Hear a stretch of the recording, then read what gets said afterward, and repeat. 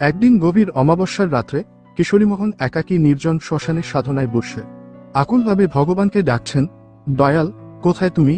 একটিবার দেখা দাও, অভাগার তাপিত প্রাণ শীতল করো। ঠিক এই সময়ে শুনতে পেলেন অনুকূল চন্দ্রের কণ্ঠের, ডাক্তার, ডাক্তার, এই ডাক।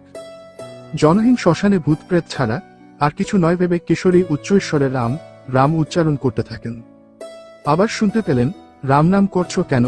আমি ভূত নই, আমি অনুকূল। এবার কিছুটা সাহস সঞ্চয় করে কিশোরীমোহন বলেন, তুমি যদি অনুকূল হও তবে এমন অসময়ে এখানে এসেছো কেন? সঙ্গে সঙ্গে উত্তর এলো, তোমার জন্যই এখানে এসেছি, চলো বাড়ি চলো। ইতিমধ্যে অনুকূলচন্দ্র কিশোরীমোহনের কাছে এসে তার হাত ধরে বাড়ির দিকে অগ্রসর হলেন। অনুকূলচন্দ্র চলেছেন আগে আগে, কিশোরীমোহন তার পিছনে। কিশোরীমোহনের সন্দেহ তখনও যায়নি। তিনি শুনেছিলেন ভূপ্রেতের পা মাটিতে পড়ে না, তার সহযাত্রীর পা মাটিতে পড়ছে কিনা তা বিশেষভাবে লক্ষ্য করতে থাকেন। অমনি সহযাত্রীটি বলে উঠলেন, ডাক্তার, পা ঠিক মাটিতে পড়ছে, আমি ভূত নই, তুমি নির্ভয়ে চলো। কিশোরীমোহন অবাক বিস্ময়ে ভাবেন, তবে কি ঠাকুর হরনাথের কথায় ঠিক? কিশোরীমোহনের সন্দেহ তবুও যায় না, আরো পরীক্ষা করার বুদ্ধিতে মনে চিন্তা এলো। ও যদি এখন পদ্মায় একটা ডুব দিয়ে আসে তবে আমার মনে কোনো সংশয় থাকবে না। যেমনি ভাবা অমনি অনুকূল চন্দ্র বলে উঠলেন, ডাক্তার, দাঁড়াও, জুতোয় ময়লা লেগেছে মনে হচ্ছে, পদ্মায় একটা ডুব দিয়ে আসি।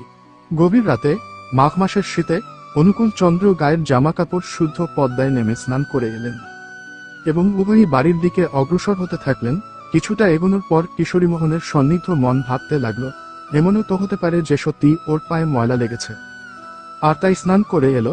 যদি আরেকবার স্নান করে আসে তবে পুরোপুরি নিঃসন্দেহ হওয়া যায়। এরপরে অনুকূল চন্দ্র বাড়ি পৌঁছেই স্নানের ঘাটের দিকে অগ্রসর হতে হতে বললেন, ডাক্তার, দেহের ময়লা ধুলেই যায়, মনের ময়লা কিন্তু সহজে দূর হয় না, তাহলে আর একবার স্নান করে আসি, কি বলো? এই বলে আর একবার স্নান করে এলেন। বিস্ময় অভিভূত কিশোরীমোহনের ইচ্ছা হলো তার চরণে লুটিয়ে পড়তে, কিন্তু পরক্ষণেই অহংবোধ মাথাচাড়া দেয়।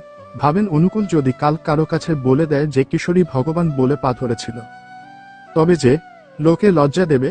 কিন্তু অনুকূলচন্দ্র হাসতে হাসতে বলেন, এই যে ডাক্তার ভগবান বলে আমার পায়ে পড়লে কাল সকল লোককে বলে দেব।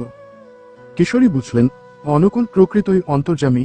তখনকার মতো দ্বিধাহীন হয়ে অশ্রুসিক্ত নয়নে জিজ্ঞাসা করেন, ঠাকুর, তুমি শ্মশানে এলে কি করে? শ্রী শ্রী ঠাকুর অনুকূল চন্দ্র বলেন, দেখো, সেতার বা এস্ট্রাজে অনেক তার থাকে, তার একটাতে ঝংকার দিলে অন্যগুলিতেও ঝংকার ওঠে, তেমনি ভাই তোমার কান্না, তোমার আকুল আহ্বান আমার মনে বড় বাজে। আর শ্মশানে কাজ কি ভাই? যা পাবার তা তো পেয়েছ, মনে রেখো, ধ্যান করবে মনে বনে আর কোণে। ভক্তবলয়, পৃষ্ঠা 2 ও 3 হতে।